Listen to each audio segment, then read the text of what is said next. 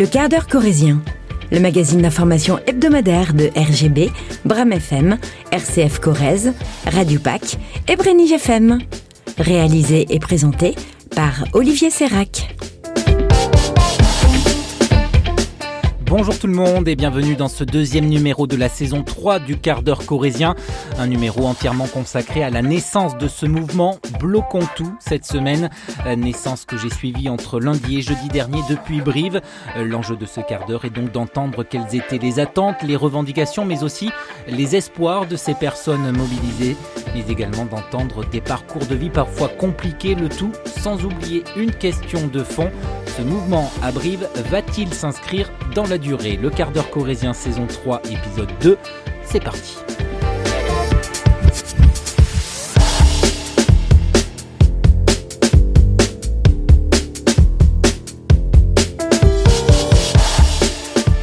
Lundi soir, à Brive, 18h30, place Jean Charbonnel. Quelques passants traversent l'espace et jettent un regard fuyant vers ce groupe de personnes dispersées devant la mairie.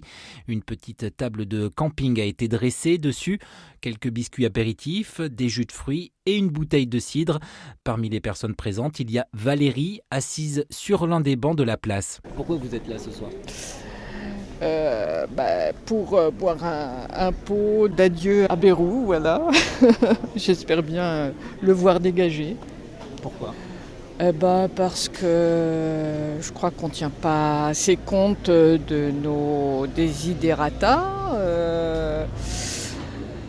Je trouve que son budget, enfin tout ce qu'il prévoit, ne tient pas du tout compte de l'écologie et tout ce qu'on doit faire pour sauver un peu notre planète, etc. C'est surtout là-dessus, moi, que je suis arrêtée. Ce lundi soir, ils sont environ 80 à participer à ce pot de départ baptisé Bye Bye Bayrou. Sur cette place, par petits groupes, chacun discute dans son coin, on parle de dettes, on échange sur les inégalités sociales, mais personne ne suit l'actualité véritablement sur son téléphone portable. Pourtant, au même moment, à Paris, François Bayrou est véritablement désavoué par les députés. 364 d'entre eux ne lui accordent pas leur confiance. Ils ne sont que 194 à la lui maintenir. Quelque part, c'était joué d'avance, mais pour Aurélie, peu importe les personnalités au pouvoir, ce qu'elle attend, c'est autre chose. Le changement, il n'est pas d'une personne, enfin d'un politique, d'une personne ou même d'une 5e République, etc. Je pense qu'à l'heure actuelle, le système ne fonctionne pas. Donc il faut refonder le système. Il y a un changement à faire, il y a des changements radicaux à faire, mais en profondeur, sur plein de choses, plein de sujets. L'écologie, sur l'agriculture, sur l'immigration. Un petit peu plus loin, Florence vient de prendre la parole et a lu un texte dans lequel elle demande que les choix qu'elle a pu faire en glissant un bulletin dans l'urne, ces choix-là soient sinon écoutés, au moins entendus. J'ai l'impression que les politiciens méprisent toutes les fois où on est sorti dans la rue, toutes les fois où on a essayé de dire, à passer des messages. Et donc à un moment donné, c'est plus possible. On a envie d'être entendu. Enfin, moi, j'ai envie d'être entendue. Donc c'est pour ça que je participe, comme tant d'autres, au mouvement. Selon elle, les dossiers où elle n'a pas été entendue sont nombreux. Il y a eu 2 millions de signataires par rapport à la loi du plomb. Les choses avancent très lentement. La 69, le tribunal de Toulouse a dit qu'il fallait arrêter l'avancée de la 69, que c'était pas possible. Et en fait, le gouvernement passe en force à chaque fois. Donc à un moment donné, si nous, on n'est pas dans une position de force aussi, si on se montre pas un petit peu présent, on a l'impression qu'on peut pas être entendu. Aussi, cette absence d'écoute fait dire à Jean-Paul que la démocratie est en danger en France. Macron a fait un coup prétendument démocratique. Il a convoqué une assemblée citoyenne pour le climat. Avant l'assemblée, il dit tout ce qui sortira de l'assemblée, je le prends. À la sortie, il a dit je prends une décision et il l'a transformée. Voilà, c'est ça l'absence de démocratie. On se fout de la gueule du monde. Parce que les gens de la Convention citoyenne, ils avaient vraiment bossé. Bon, alors ce qu'on attend, c'est au minimum des trucs comme ça. C'est le minimum du minimum. L'Assemblée citoyenne pour le climat, ça ne résoudra pas tout. Mais les assemblées citoyennes, c'est un embryon de démocratie. Alors oui, pour tenter d'être entendus, ces femmes et ces hommes ont donc décidé de rejoindre le mouvement Bloquer tout du 10 septembre. Comment comptent-ils agir ? Eh bien d'abord, ils le décident en assemblée générale. Une enseignante d'ailleurs prend alors la parole et organise la réunion. 3 minutes de parole pour que chacun puisse exposer son projet, puis des petits groupes se constituent et cherchent à organiser cette action. Bloquer la zone de Carrefour, symbole de la consommation. Bloquer Photonis, symbole des budgets de l'armement démultipliés ces dernières années. Bloquer la gare, symbole du désengagement de l'État et de la décrépitude de la ligne POLT. Toutes ces propositions sont débattues, mais finalement, c'est la zone logistique d'Ussac qui est pointée. Le mouvement décide d'ailleurs de l'investir dès mardi soir. Si vous avez des torches, des lampes et tout, allumez-les.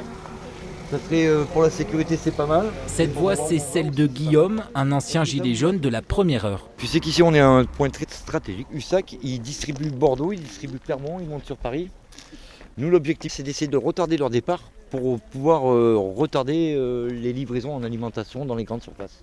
Puisqu'on travaille un mouvement très économique, c'est une idée parmi tant d'autres. Ça devrait marcher puisque on l'avait déjà organisé et ça avait très bien marché. Et si les manifestants lancent cette action la veille du 10 septembre, ce n'est pas anodin, souligne Guillaume. On essaye d'être présent au plus tôt possible pour faire comprendre aux gens que chez nous, on fait des choses aussi.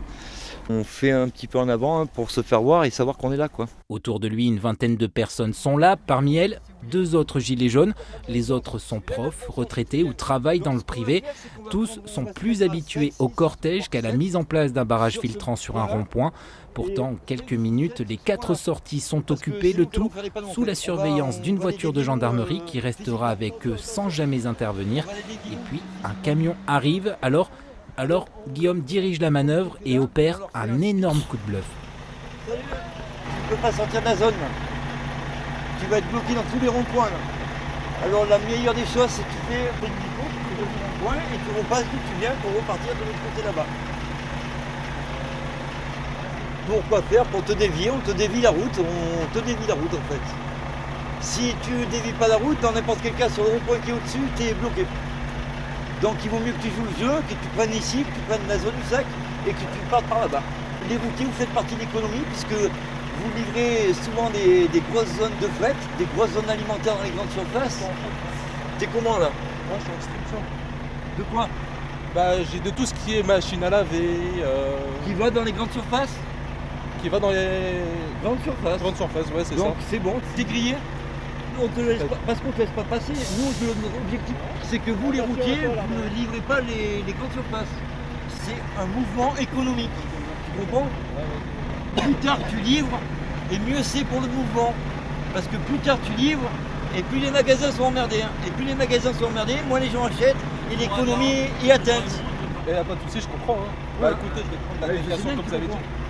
Tu fais le tour du rond-point? Ouais, je vais faire le tour, ouais. Il n'y a pas de souci, écoute, je vais vous écouter.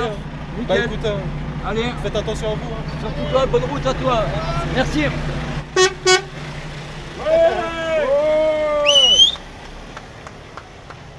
Il est déjà 22h30, une poignée de camions sont passés et sont déviés. Les échanges restent courtois. Dans cette nuit noire, Michel est là. Cette retraitée a travaillé 42 ans et touche aujourd'hui 1 600 € de pension. Elle doit aussi aider sa fille qui, elle, est au RSA. Alors ça ne lui fait pas peur de rester ici, au bord de la route, en pleine nuit, coincée entre une voie SNCF et l'autoroute au-dessus. On appréhende un peu avant l'action et après, au moment de l'action, là, je trouve que ça se passe plutôt bien, quoi. Voilà, donc non, je ne suis pas trop stressée pour le coup, là. Peu après minuit, le groupe se disperse. L'objectif a été atteint selon eux, d'autant que le lendemain, c'est le 10 septembre et ils veulent tous être présents.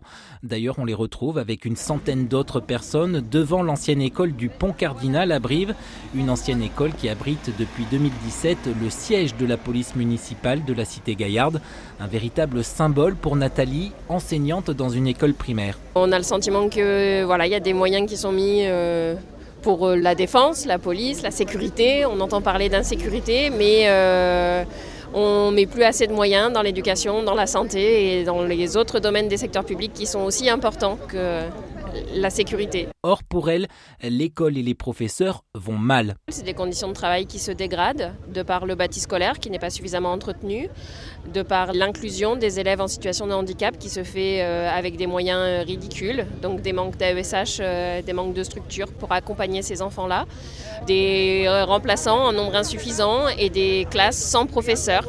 Ça, c'est une réalité du quotidien. En début d'après-midi, mercredi dernier, ils sont plus de 300 personnes à avoir investi le boulevard devant la sous-préfecture.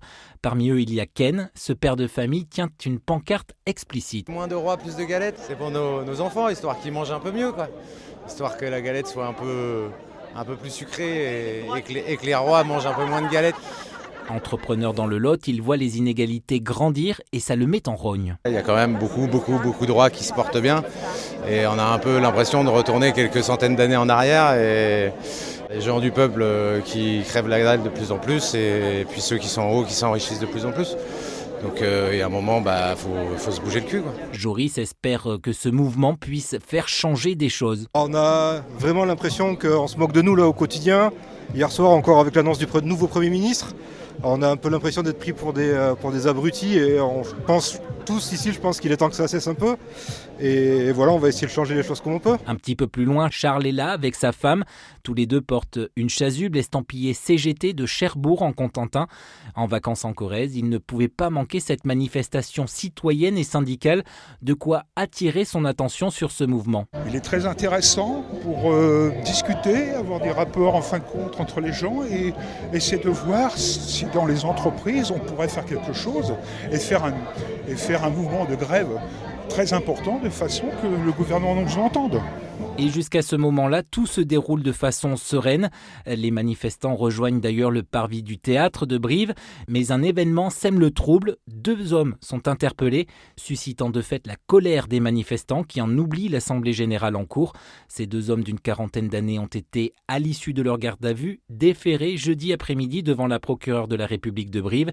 Celle-ci les a sanctionnés d'une composition pénale, à savoir un stage de citoyenneté pour mise en danger de la vie d'autrui, détournement d'un cortège sur un mauvais itinéraire et participation à une manifestation, visage dissimulé y compris en partie. Un événement qui a fortement perturbé l'organisation de la journée de ce 10 septembre. Le cortège n'est finalement pas monté en direction de la gare. L'action a été remise au lendemain, jeudi à 17h, et c'est là que j'y ai retrouvé Hélène. Cette femme aux cheveux longs et tressés est à la retraite, mais poursuit quelques missions de formation auprès des salariés des organismes bailleurs sociaux. Pour elle, la gare est indispensable. À peu près 2 fois dans la semaine. Et après, une fois que je suis arrivée ou à Paris, ou à Bordeaux, à Toulouse, j'ai encore d'autres des fois trajectoires. Voilà. Vous pourriez utiliser la voiture ? Surtout pas. Non, le confort, oui, de cœur de ville à cœur de ville, c'est intéressant. Après, c'est quand ils arrivent pas à l'heure. Et là, je peux vous dire que des bons de retard qui s'accumulent, j'en ai un paquet. Il n'y a rien de sûr. Ça veut dire que c'est une prise aussi sur mon temps libre pour pouvoir prévoir en cas où. Et donc voilà, c'est très contraignant. Alors elle reprend ses tracts et croise un homme, lunettes rondes sur le nez, costume bleu marine, cravate bleu ciel, chemise blanche impeccable. Il n'est pas en avance. Pourtant, je sais, vous avez un train à prendre et vous n'avez pas beaucoup de temps. Peut-être mais même moins que ça. voilà. Oui. Mais au moins, voilà, de savoir qu'il y a quand même un mouvement qui est là et qui va essayer de perdurer un peu. Je sais pas, moi ce que je redoute c'est que ça, ce gilet jaune, ce mouvement. C'est citoyen, là. On est Ouais. vraiment, Enfin disons que ce que je trouve regrettable, en fait, moi ce qui m'a frustré dans ce mouvement-là, c'est être un mouvement à la fois éminemment politique et refuser la politique. Il y avait un boulevard, il y avait les municipales juste après, c'était un renouvellement du personnel politique à la base, gérer les municipalités, conquérir les régions, ensuite la députation. Et tout ça, ça fait un gros shit parce que toutes les figures qui ont émergé, mais de toute façon un mouvement doit être incarné par quelqu'un. Cette idée qu'il n'y a pas de tête qui doit dépasser, non, il faut bien quelqu'un qui parle et qui fasse la voix d'un collectif. Mais il faut une voix. Plusieurs voix, c'est la cacophonie. Pas de voix, c'est la mort. Donc oui, moi c'est ce que j'attends de ça, c'est précisément un vrai renouvellement, quoi. Et la conscience que c'est politique. Voilà. À nous, alors là, il n'y a aucun souci. Oui. Moi, je dis toujours le matin, en mettant un sucre ou pas dans ton café, tu fais de la politique. Exactement. et c'est ainsi qu'à Brive, le mouvement tente de discuter, de dialoguer et qui sait peut-être de convaincre. En attendant, le seul et unique prochain rendez-vous connu, c'est la mobilisation intersyndicale du 18 septembre. Pour en savoir plus sur le mouvement briviste, il faudra se rendre sur la messagerie Telegram. Voilà pour ce compte-rendu illustré de cette semaine de mobilisation à Brive. Merci à toutes et tous pour votre fidélité. On se retrouve la semaine prochaine pour un nouveau numéro du quart d'heure corrézien. Mais d'ici là, je vous souhaite de passer d'excellents moments en Corrèze ou ailleurs. Retrouvez le quart d'heure corrézien en réécoute sur nos sites internet, mais aussi sur les plateformes d'écoute Spotify, Deezer et Apple Podcasts.